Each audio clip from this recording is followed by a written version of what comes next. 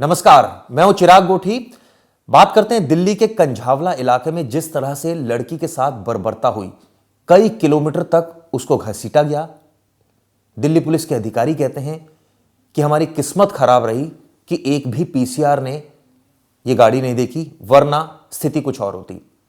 इसको हम इस तरह से देखते हैं कि क्या वाकई किस्मत खराब थी या फिर बड़ी लापरवाही।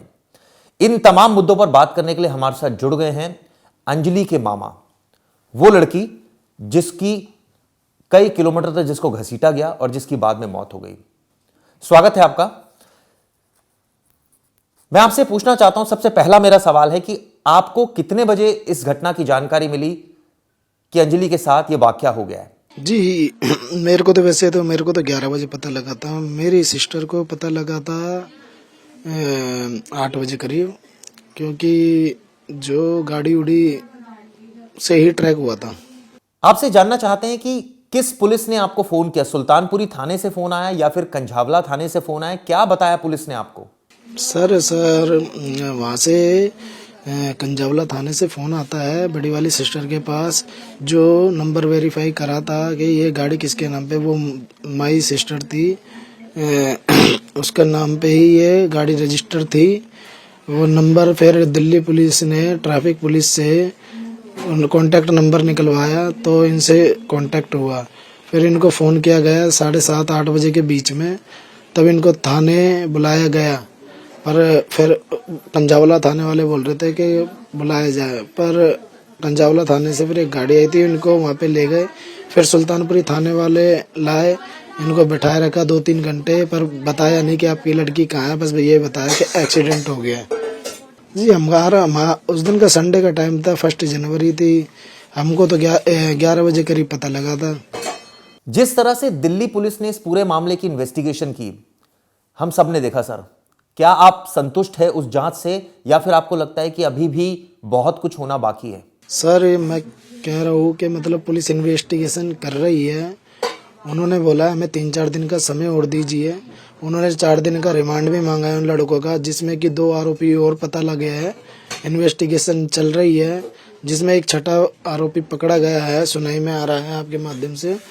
और निधि से पूछताछ चल रही है। वाकई काफी दर्दनाक घटना थी। ऐसे में क्या आपको लगता है, क्योंकि ये थ्योरी सामने आ रही है कि ये क्या गैर इरादतन हत्या का मामला है या फिर इसको हत्या का मामला ट्रीट किया जाना चाहिए? इस पर अब विवाद खड़ा हो गया। हालांकि पुलिस अभी भी जांच कर रही है और अभी भी सारे दरवाजे खुले हैं। आपको क्या लगता है, ये मामला किस ओर बढ़ रहा है? सर, जब ये लोग इस तरीके से गाड़ी आगे पीछे कर रहे हैं, तो ये तो जानबूझ के करा गया है। ये कोई एक्सीडेंट नहीं है, ये मर्डर है। इन्वेस्टिगेशन जारी है। वो यूँ कह रहे हैं कि इन्वेस्टिगेशन होते ही तब जो भी पहलू जुड़ेंगे उसके बाद धारा लगाई जाएगी, और संडे तक का टाइम मांगा है। अगर पुलिस वाले ने हमें जवाब दिया तो, अगर नहीं दिया जवाब तो हम चाहेंगे सीबीआई मांगो। शुरुआत से हमने देखा कि पुलिस का इसमें काफी ढीला रवैया था। चाहे बात की जाए 12 किलोमीटर तक लड़की को घसीटा गया, किसी को पता नहीं चला, और उसके बाद इन्वेस्टिगेशन की बात की जाए कि तमाम जंक्शन पर हमने देखा, या ये कहें कि इन्वेस्टिगेशन में भी झोल रहा। आप इसे किस तरह से देखते हैं? सर, मैं जो कह रहा हूँ, मैं सारी पुलिस को भी नहीं कह रहा कि मतलब सारी पुलिस खराब है। मैं उस बात को कह रहा हूँ कि जो जहाँ से वारदात हुई है और जहाँ बॉडी मिली है, उन बीच में पुलिस की जितनी भी ड्यूटी थे, पुलिस वाले जितने भी थे, उनको एक गाड़ी तक नहीं दिखी कि मतलब बॉडी घिसटती हुई जा रही है, खून का धब्बा तक नहीं दिखा। चलिए बात कर लेते हैं निधि की। इस मामले में सबसे अहम कड़ी है निधि, क्योंकि वो इस केस की चश्मदीद है, उसने इस घटना को देखा है। निधि के बयान को आप किस तरह से देखते हैं? निधि से पूछताछ चल रही है। निधि तो अभी और भी बताएगी इसमें कौन कौन जुड़ा है। 2 के बारे में पता लगा है, जहाँ तक कि निधि ने यूँ बताया था कि 5 लोग हैं। सर, एक्सीडेंट तो ये पहले हमारा भी हुआ है, एक ऐसे ही हादसा हुआ था।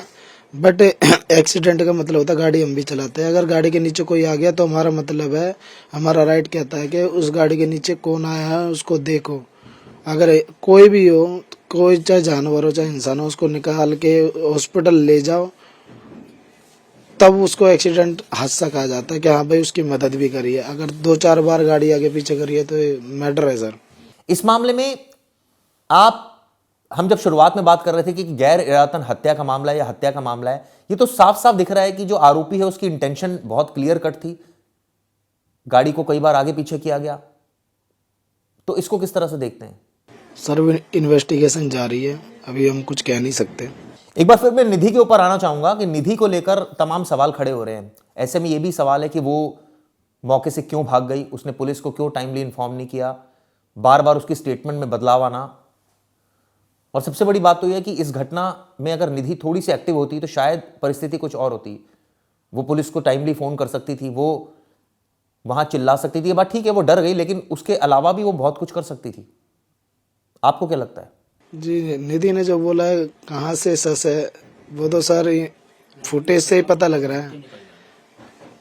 फुटेज से ही पता लग रहा है, फुटेज से ही पता लग रहा है सर। इधर उधर से छानबीन हो रही है, सारा सच कहाँ है। कभी निधि कहती है 5 बंदे हैं, उसमें 7 निकल रहे हैं। निधि ने बताया ब्लैक शीशे है, लेफ्ट साइड का शीशा भी उतरा हुआ था, और ब्लैक शीशे में उनकी गिनती भी कर ली है, 5 लोग हैं। सर ये बात कुछ हजम नहीं होती। नहीं, ये सर हमको नहीं पता कि कितने बजे गई थी, कहाँ क्या हुआ। बस वो अपने घर से गई थी अंजलि 6 बजे।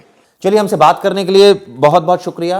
ये थे अंजलि के मामा, जिन्होंने डिटेल में बताया किस तरह से उनको इस बारे में पता लगा, दिल्ली पुलिस की जांच को लेकर उनका क्या नजरिया है, क्या चाहते हैं आगे, किस तरह की आगे इन्वेस्टिगेशन होनी चाहिए।